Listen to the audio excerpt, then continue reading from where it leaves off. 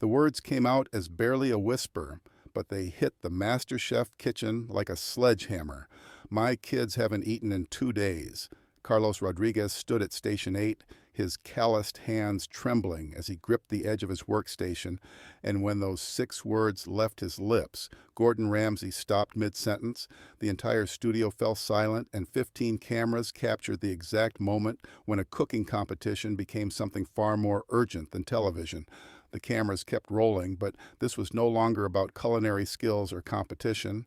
This was about a 34-year-old single father who had been living in his car with 3 children for 6 weeks, using his last few dollars for gas to get to this taping, praying that maybe, just maybe, this could be the miracle that would save his family from sleeping hungry another night.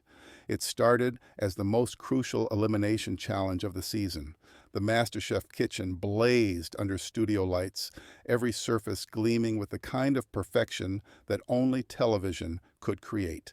Gordon Ramsay commanded the space in his pristine white chef's coat, his energy electric as he prepared to announce a challenge that would send half the remaining contestants home.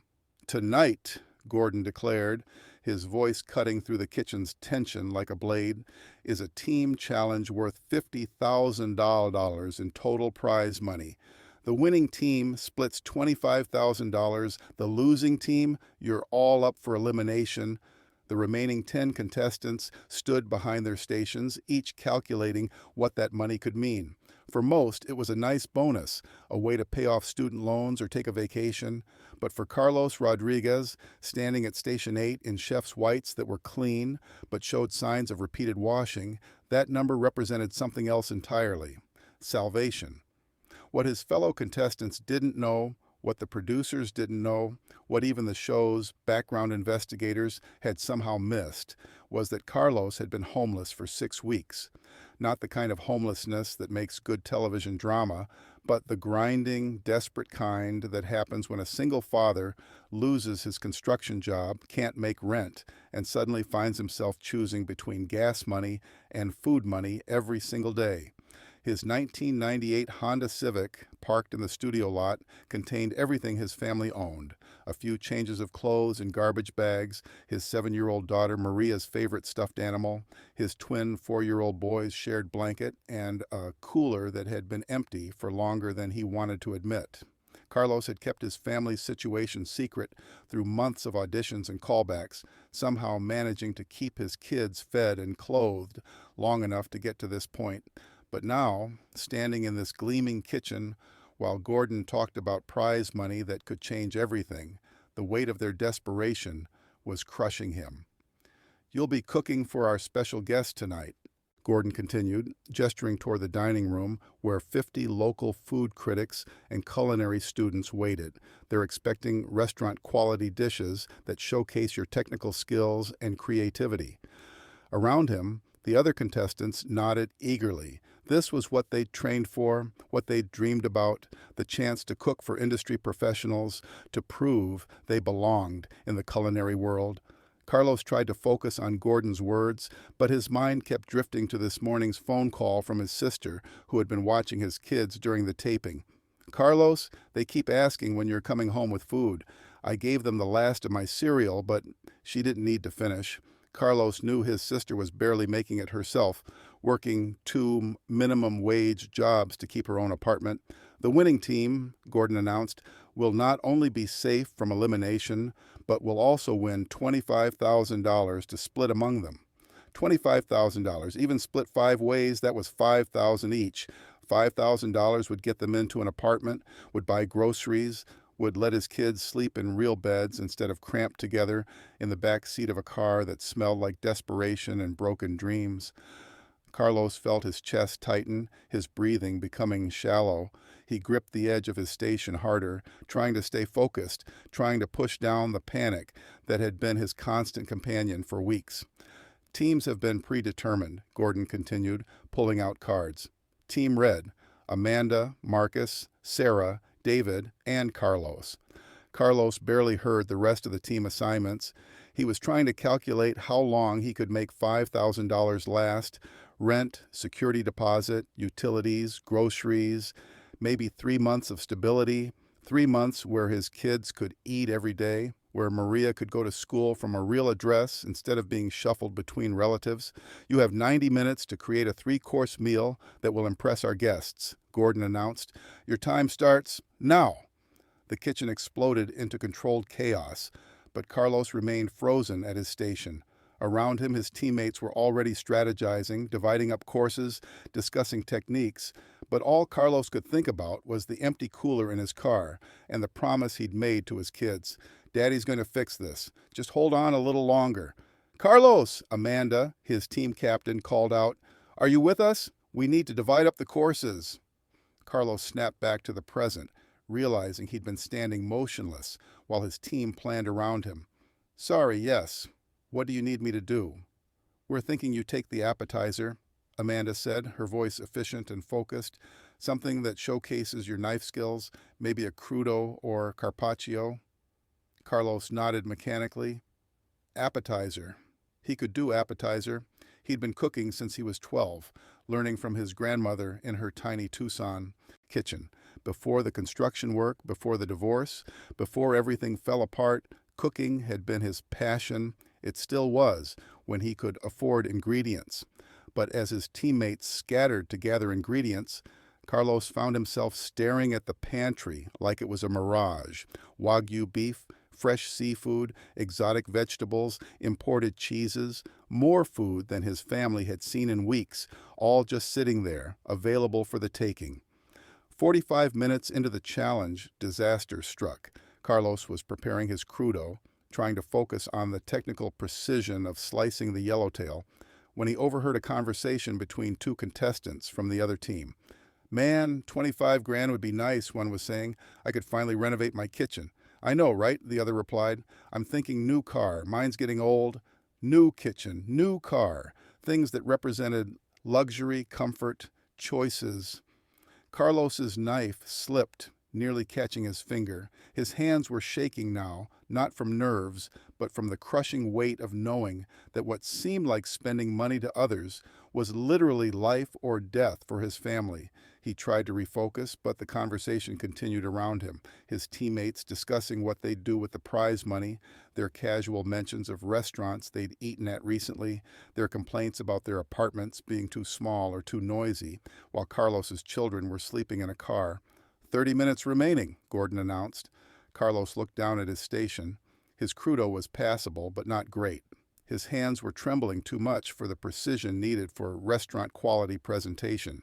His teammates were pulling together a cohesive menu while he struggled with the most basic techniques. That's when the panic attack hit. It started as tightness in his chest, spreading outward until his whole body felt like it was being crushed. The sounds of the kitchen, knives hitting boards, pans clattering, his teammates calling out instructions, became overwhelming white noise. He gripped his station, trying to breathe, trying to focus, but all he could see were his kids' faces. Maria asking why they couldn't go home. The twins barely understanding what was happening, but sensing something was wrong. His sister's voice on the phone, I can't keep doing this much longer, Carlos. Carlos! Amanda's voice cut through his panic. The crudo needs to be plated now. But Carlos couldn't move.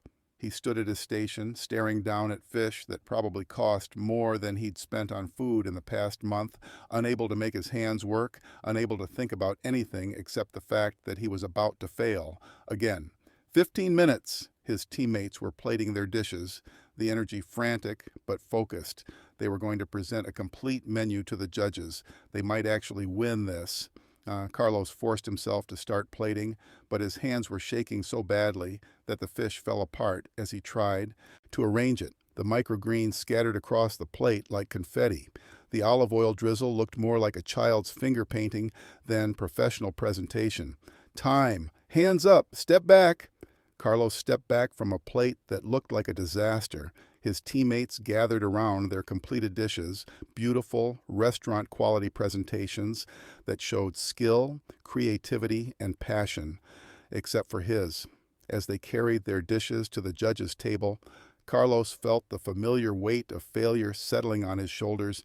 He'd had one chance, one opportunity to change everything for his family, and he'd blown it. The judging seemed to happen in slow motion. Gordon and the guest judges tasted each dish methodically, offering critiques and praise. Carlos watched their faces as they tasted his crudo, saw the polite but disappointed expressions that meant his dish had failed to impress. When they returned to the kitchen to await the results, Carlos stood apart from his teammates, who were cautiously optimistic about their chances. "The judges have made their decision," Gordon announced. "The winning team is—" Carlos held his breath, praying to a god he wasn't sure was listening anymore. "Team Blue." The words hit Carlos like physical blows. Team Blue erupted in celebration, embracing each other, crying with joy. 5 people who would split $25,000 and continue in the competition. Team Red stood in stunned silence, processing the fact that they were all up for elimination. "Team Red," Gordon continued, "you'll face the pressure test. One of you will be going home tonight." Carlos barely heard the explanation of the pressure test. All he could think about was calling his sister, telling her he'd failed, figuring out how to explain to his kids that Daddy couldn't fix this after all. As Gordon explained the elimination challenge, a technically demanding souffle that required precision and timing, Carlos felt himself disconnecting from reality. He moved through the motions mechanically, gathering ingredients, starting his preparation, but his mind was elsewhere. He was thinking about the night 3 weeks ago when Maria had asked if they could go to McDonald's like other kids, and he'd had to explain they were saving money for something special. He was thinking about how the twins had stopped asking when they were going home, because home didn't exist anymore. Halfway through the pressure test, as Carlos stood over a souffle mixture that he knew was already failing, something inside him broke. Not cracked, not bent, completely shattered. The tears came first, silent and unstoppable, then the sobs, deep and raw and filled with months of suppressed desperation. He tried to keep cooking, tried to hold it together, but the grief and shame and overwhelming exhaustion finally won. Carlos set down his whisk and just stood there, crying over a bowl of eggs that represented his family's last hope. The other contestants noticed immediately. The kitchen, which had been filled with the focused energy of competition, began to quiet as attention turned to Station 8. Gordon, who had been evaluating another contestant's technique, looked over and saw Carlos breaking down completely. "Carlos?" Gordon's voice was gentle, stripped of its usual television intensity. "What's happening?" Carlos tried to answer, tried to pull himself together, but the words wouldn't come. He just stood there, tears streaming down his face, unable to explain the weight of 6 weeks of homelessness, of hunger, of watching his children's childhood disappear one day at a time. "I can't do this," Carlos finally whispered. "I can't. My kids—" Gordon moved closer, his expression shifting from concern to something deeper as he recognized this wasn't typical competition stress. "Talk to me," Gordon said quietly. "What's going on with your kids?" That's when Carlos looked up at Gordon, and the words that had been trapped in his chest for weeks finally came pouring out. "We're homeless," he said, his voice breaking. "My kids and me. We've been living in my car for 6 weeks. I lost my job, couldn't make rent, and we got evicted." The kitchen fell completely silent. Every contestant stopped what they were doing. The camera operators kept filming, but everyone understood they were witnessing something that transcended television. "My kids haven't eaten in 2 days," Carlos continued, the words tumbling out like water through a broken dam. "My sister's been helping when she can, but she's struggling too. I spent my last $40 on gas to get here because I thought maybe this could save us." Gordon's expression transformed completely. This wasn't the television Gordon Ramsay anymore. This was Gordon the father, the man who understood that some problems were bigger than cooking, bigger than competition, bigger than entertainment. "How old are your kids?" Gordon asked gently. 7 and 4, Carlos said, wiping his eyes with his sleeve. "Maria, she's 7, and the twins, Miguel and Diego, they're 4. They keep asking when we're going home, and I don't know what to tell them because we don't have a home." Behind the scenes, Gordon made a decision that would change everything. "Stop the cameras," Gordon said quietly but firmly. Gordon were in the middle of a producer started. "I said stop the cameras," Gordon repeated. his voice carrying absolute authority. Right now. The MasterChef kitchen went dark. For 20 minutes, what happened in that kitchen existed outside of television, outside of production, outside of everything except human compassion responding to human need. When the cameras came back on, Gordon was standing next to Carlos, and something fundamental had changed in the kitchen's atmosphere. "Ladies and gentlemen," Gordon announced, addressing both the contestants and the crew, "we're going to do something we've never done in the history of this show." He turned to look directly at Carlos, then back at the cameras. Carlos Rodriguez is a single father who has been living in his car with his 3 children for 6 weeks. His kids haven't eaten in 2 days. This competition, this kitchen, this whole show, none of it matters compared to that. Gordon reached into his jacket and pulled out his personal phone. "I'm calling my assistant right now," he said, dialing as he spoke. "Carlos, what's your sister's address?" As Carlos gave him the information, Gordon continued speaking to whoever answered his phone. "I need you to do something immediately. Order groceries for delivery, enough food for a family of 4 for 2 weeks. Include everything, meals, snacks, milk, bread, everything kids need." He paused, looking at Carlos. "What do your kids like to eat?" Carlos was crying again, but these were different tears. "Pizza. They love pizza, and chicken nuggets, and Maria likes strawberries." "Pizza, chicken nuggets, strawberries," Gordon repeated into the phone. "Everything a family needs. Deliver it in the next hour." But Gordon wasn't finished. "Carlos," he said, turning back to the devastated father, "the elimination challenge is over for you. Not because you're going home, but because you need to go be with your kids, right now." The other contestants were openly weeping. Amanda had her hands over her mouth in shock. David was wiping tears from his eyes. Sarah was leaning against her station for support, overwhelmed by the reality of what their fellow contestant had been enduring. "But the competition," Carlos started. "The competition can wait," Gordon interrupted. "Your children cannot, and when you're ready, when your family is stable, you come back, because this show, this kitchen, will be here. But your kids need their father right now." Gordon reached into his wallet and pulled out what looked like several $100 bills. "This is for tonight," he said, pressing the money into Carlos's hands. "Get a hotel room. Let your kids sleep in real beds. Order room service. Be a family." Carlos stared at the money in his hands, unable to process what was happening. "I don't understand," he whispered. "What don't you understand?" Gordon asked. "Why are you helping me? I'm just a contestant. I'm nobody." Gordon's response would be replayed millions of times and remembered long after the episode aired. "Carlos," Gordon said, his voice thick with emotion, "you're not just a contestant. You're a father who has been carrying an impossible burden while still trying to chase his dreams. You're a man who spent his last dollars getting here because he believed in himself and his family. That's not nobody. That's everything." Gordon turned to address the entire kitchen. "This competition is about finding great cooks, yes, but it's also about finding great people, and sometimes being a great person means recognizing when something is more important than winning." He looked back at Carlos. "Your kids need to eat tonight. That's more important than any dish you could ever cook." What happened next was unprecedented in reality television history. Every single contestant in that kitchen, people who had been competing against each other for weeks, gathered around Carlos. They didn't speak at first. They just surrounded him with the kind of human warmth that says you're not alone without needing words. Then Amanda spoke first. "I want to help," she said simply. "Me too," added David. One by one, each contestant offered what they could. Phone numbers, connections to job opportunities, places to stay if needed. Marcus, who worked in restaurant management, offered Carlos a job on the spot. Sarah, who lived in Los Angeles, offered her guest room for as long as needed. But perhaps the most powerful moment came when Gordon addressed the cameras directly.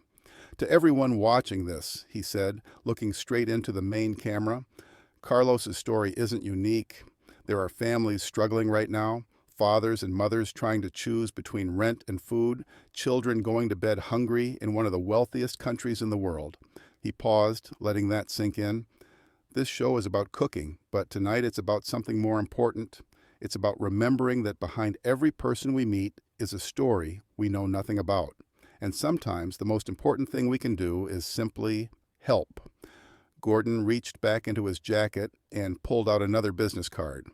Carlos, this is the number for my foundation. We help people in situations like yours. Housing assistance, job placement, educational support for your kids. You're not going through this alone anymore. The episode, when it aired 4 months later, became the most watched MasterChef episode in the show's history, not because of the cooking, but because viewers witnessed something authentic and powerful, a reminder that behind every competition is a human story, and that sometimes the most important victories happen off camera. The show was flooded with offers to help Carlos and his family, job opportunities, housing assistance, educational scholarships for his children. A GoFundMe page set up by viewers raised over $200,000 in the first week.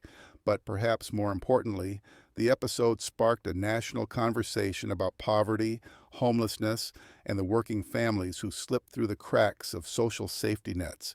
Carlos never returned to the competition. By the time his family was stable, the season had ended. But Gordon invited him back as a guest chef for a special episode about second chances, where Carlos cooked alongside previous winners and proved that talent doesn't disappear just because life gets hard. Today, Carlos owns a small catering business in Los Angeles. His kids live in a 3-bedroom apartment with their own rooms, full refrigerator, and the kind of stability every child deserves. Maria is excelling in school, and the twins are learning to cook alongside their father. The money Gordon handed Carlos that night still sits in a frame in his kitchen, uncashed, not because he didn't need it, but because it represents something more valuable than currency.